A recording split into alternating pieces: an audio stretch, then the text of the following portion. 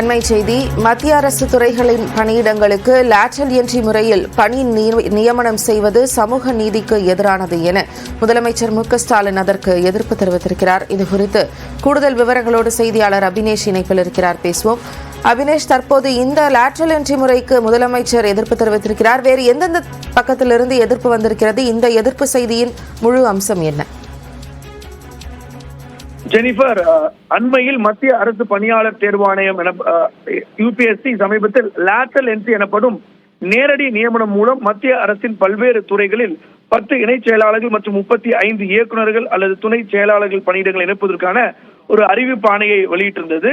இதற்கு பல்வேறு தரப்பிலிருந்தும் எதிர்ப்பு வந்திருக்கக்கூடிய நிலையில இதை முதலமைச்சர் மு.க.ஸ்டாலின் எதிர்ப்பு தெரிவித்திருக்கிறார். மிக குறிப்பாக மத்திய அரசு இந்த போக்கை ஒரு சமூக நீதிக்கு மீதான ஒரு நேரடி தாக்குதலாகும் அப்படின்னு தன்னுடைய எக்ஸ் வலைப்பக்கத்தில் குறிப்பிட்டிருக்கிறார்.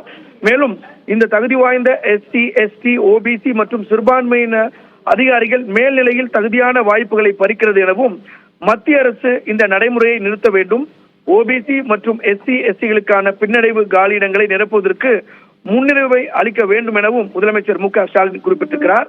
மேலும் இந்த நியாயமான மற்றும் சமமான பதவி உயர்வுகளை உறுதி செய்ய வேண்டும் எனவும் முதலமைச்சர் மு.க.ஸ்டாலின் தன்னுடைய எக்ஸ் வலைப்பக்கத்தில் குறிப்பிட்டிருக்கிறார். குறிப்பாக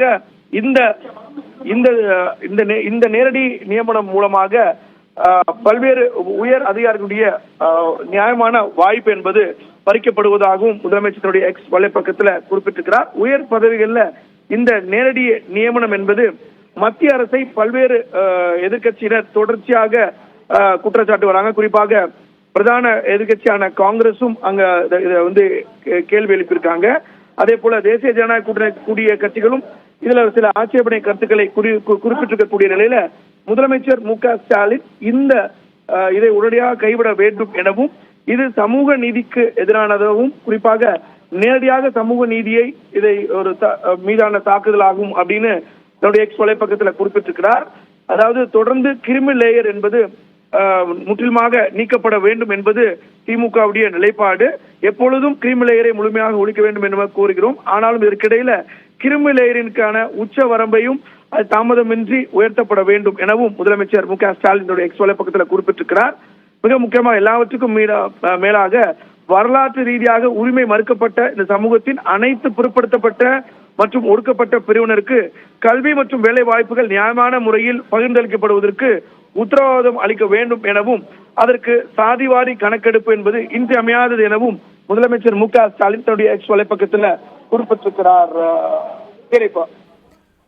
விரிவான தகவல்களை பதிவு செய்திருக்கிறீர்கள். நன்றி அபினேஷ்.